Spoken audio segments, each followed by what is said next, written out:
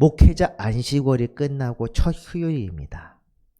작년까지는 휴일도 말씀 기도회 형식을 가지고 있었지만 올해부터는 다른 기도회들이 전부 온라인으로 바뀌면서 수요일만큼은 예배를 드려야겠다 이렇게 생각했습니다. 예배와 기도회가 형식상으로는 큰 차이가 없지만 준비하는 사람에게나 참여하는 분들에게는 분명 차이가 있고 또한 있어야 합니다. 기도회는 우리 스스로 간절한 마음으로 나아가 주께 기도로 아뢰며 간구하는 것입니다. 조금 더 자율적이고 자발적입니다. 하지만 예배는 주님의 뜻을 바라며 주님께 경배하고 영광 돌리는 것이 목적입니다. 꿇어 엎드려 경배하는 것입니다.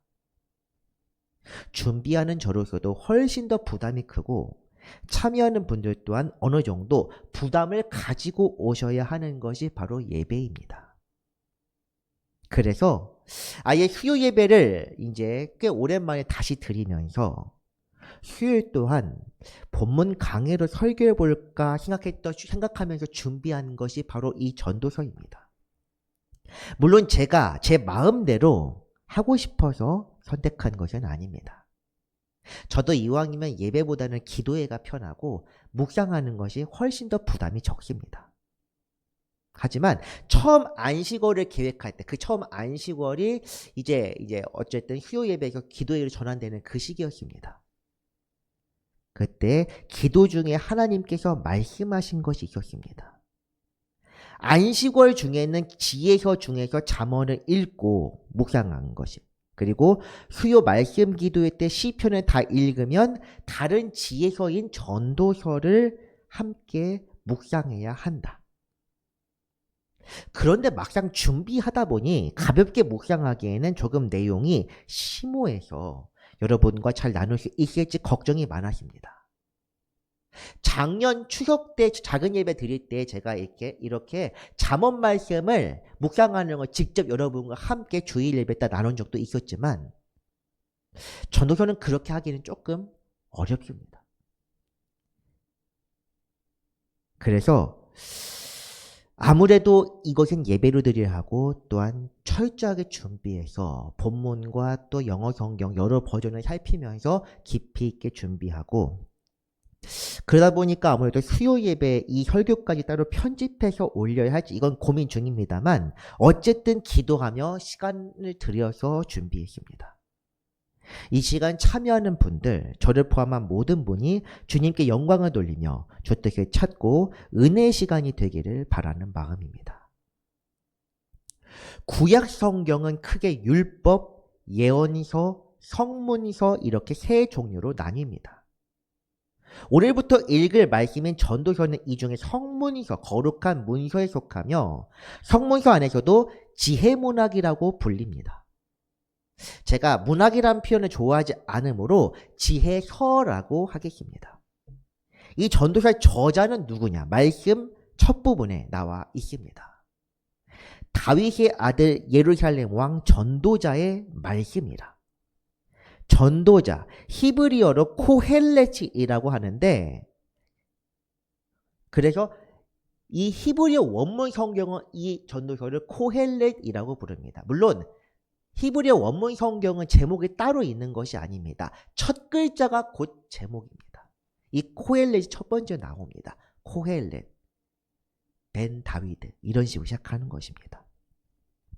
이 코헬렛은 모은다 이런 뜻의 콰의 파생어입니다. 이것을 직역하면 모으는 사람, 다윗의 아들 예루살렘 왕, 모으는 이의 말이다 정도로 해석할 수 있는데, 이것을 무엇을 모은다는 뜻인지는 나와 있지 않습니다. 만약 모으는 대상을 지혜의 말씀이나 격언이라고 하면 이 코헬렛은 연구자라는 뜻이 됩니다. 서기관이라고 보는 게 나을 것 같습니다. 만약 회중들을 모은다고 생각해보면 이 코헬렛은 설교자 또는 랍비를 가리킵니다. 그래서 공동번역, 이제 카톨릭과 함께 쓰는 공동번역에서는 코헬렛을 설교자라고 번역했습니다. 문맥상으로는 연구자나 설교자 중 정확하게 알 수 없지만 어쨌든 이 코헬렛이라는 사람은 지혜로운 사람, 사람들에게 가르치는 사람, 교훈을 주는 사람, 이런 뜻이라는 것은 분명합니다. 그래서 개신교 어떤 전통의 신학자들은 이것을 전도자라고 번역해서 한글 성경 제목도 자연스럽게 전도서라는 이름이 붙게 되었습니다. 도를 전하는 사람. 우리가 요즘 사용하는 전도라는 의미와는 조금 다르다는 것. 이것을 짚고 넘어갈까 합니다.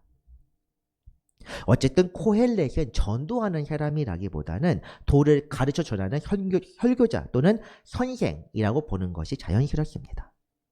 1장 1절 말씀 다시 한번 보면 다윗의 아들 예루살렘 왕 전도자, 이것이 전도서의 저자입니다. 다윗의 아들 중에서 왕이 된 사람은 솔로몬뿐이므로 유대 전통에서는 이 코헬렛을 솔로몬으로 이해합니다. 중요한 일이 있을 때마다 회중 앞에서 선포하고 가르쳤던 사람, 지혜로 사람들을 일깨웠던 사람, 이 솔로몬 왕입니다.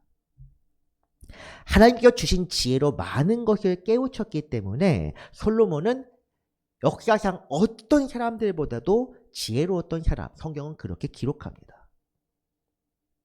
물론 이 코헬렛 전도서를 사용하는 언어나 내용에서 나타난 특징 때문에 저작 시기나 저자에 대해서 다른 의견을 갖는 사람들도 있습니다.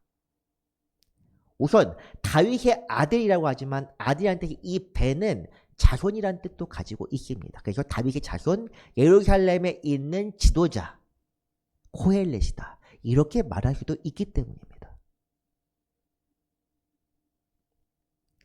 발견된 전도서 사본 문서에 고대 페르시아어에서 사용하는 몇몇 언어가 사용되고 있어서 바벨론 포로기 때 쓰였다고 주장하는 사람들이 있습니다.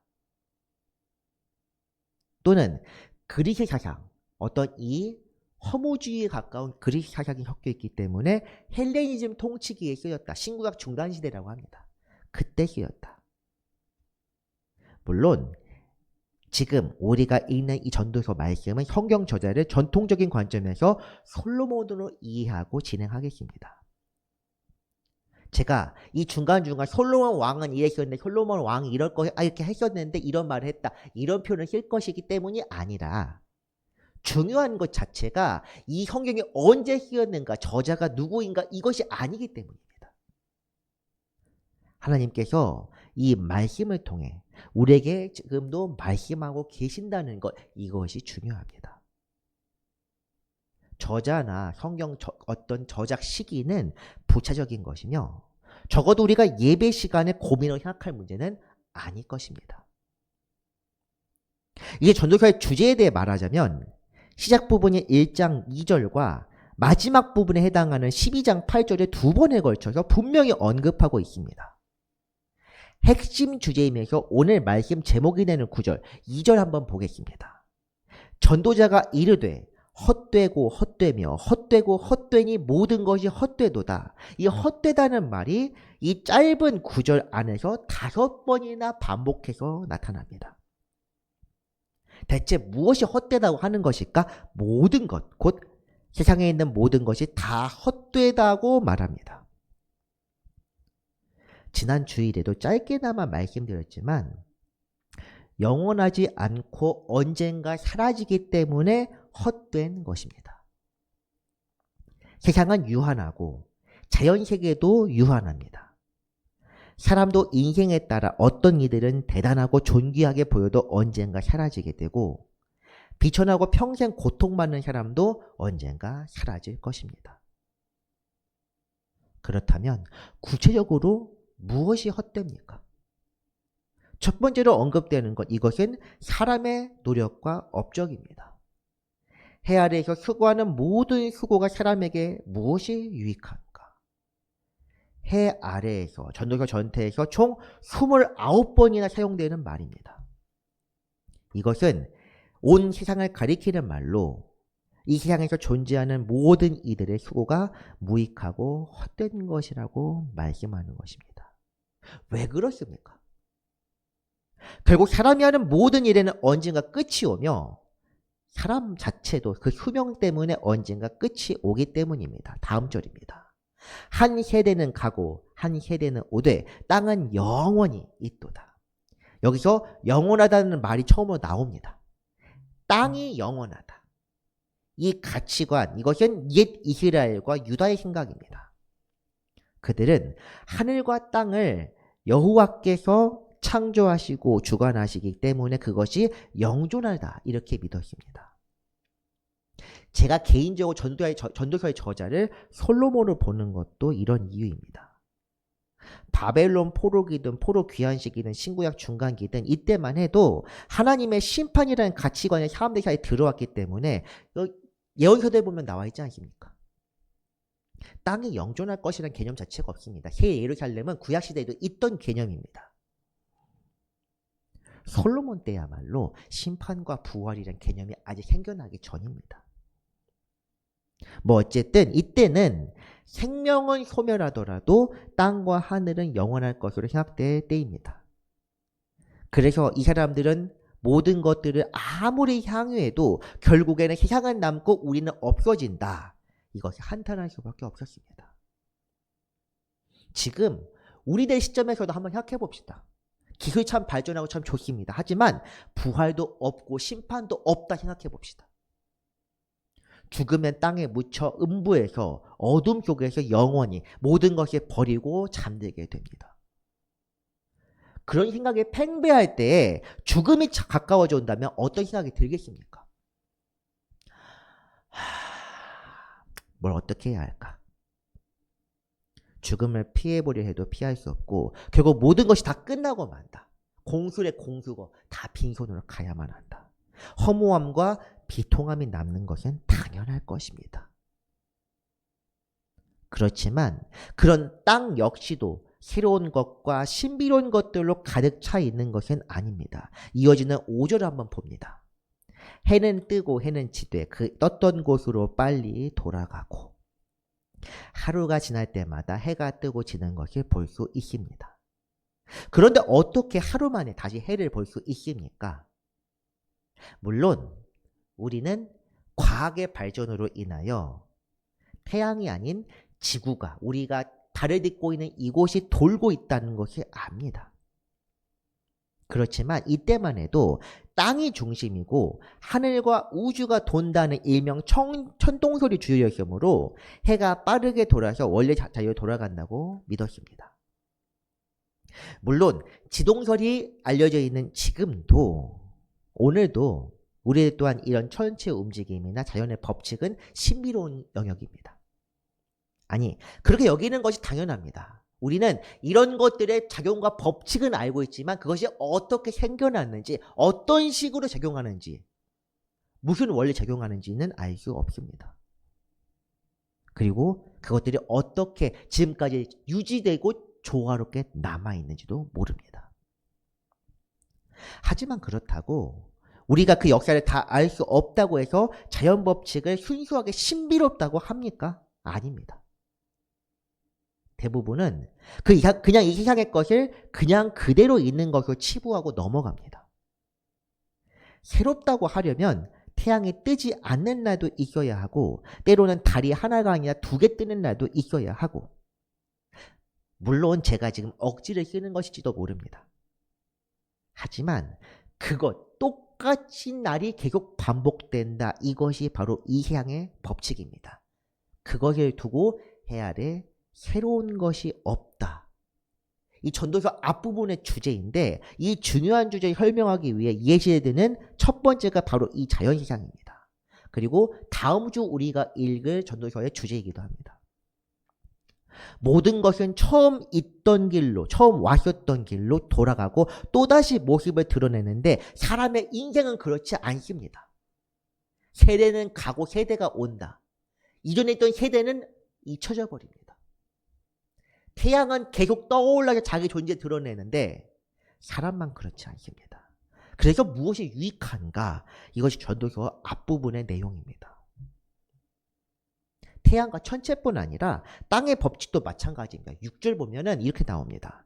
바람은 남으로 불다가 북으로 돌아가며 이리 돌면 저리 돌아 바람은 그 불던 곳으로 돌아간다 하는데 우리나라는 계절에 따라 바람의 방향이 거의 정해져 있습니다. 봄, 가을에는 편서풍, 여름엔 남풍이나 남동풍, 가끔 태풍, 추운 겨울에는 북서풍. 똑같습니다.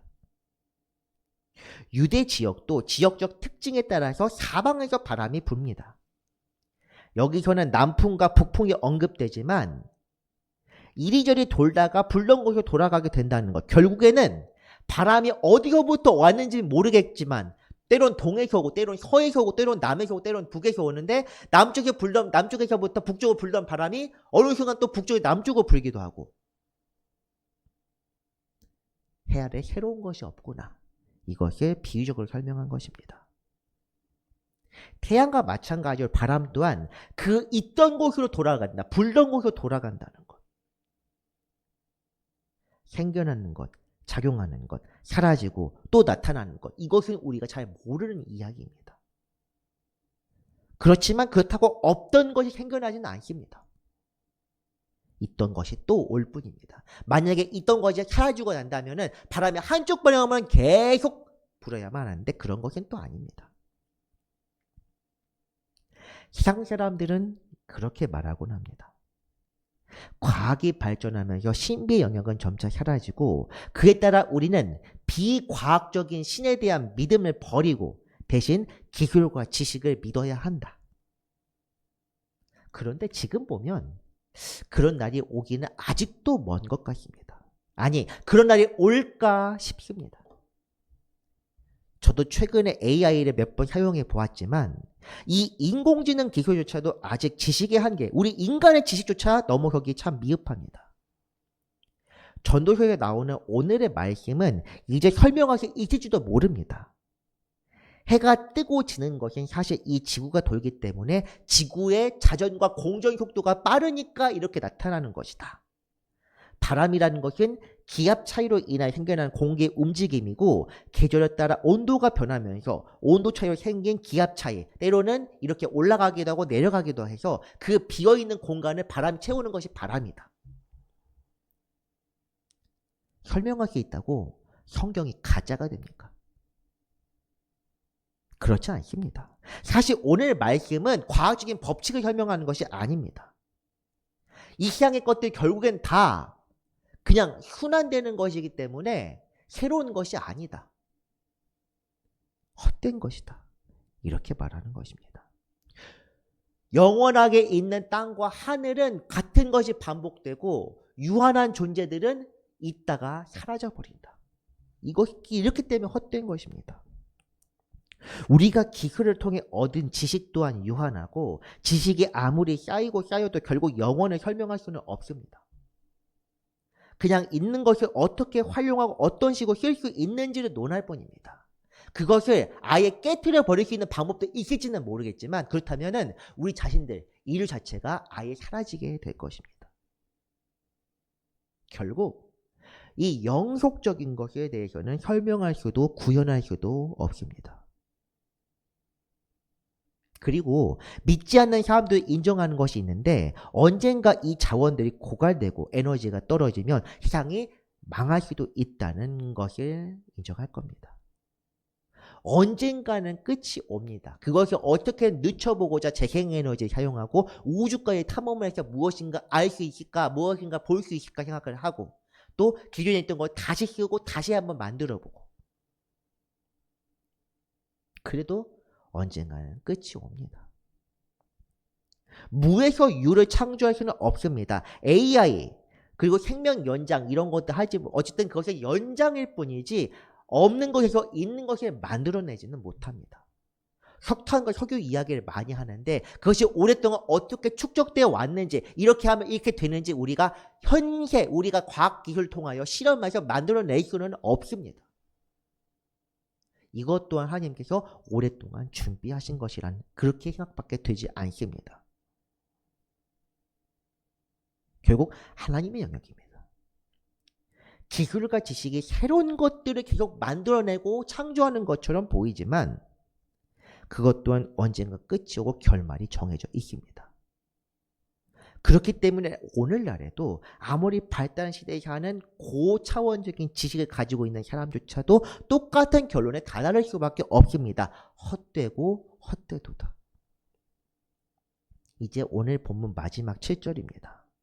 모든 강물은 다 바다로 흐르되 바다를 채우지 못하며 강물은 어느 곳으로 흐르든지 그리로 연하여 흐르느니라.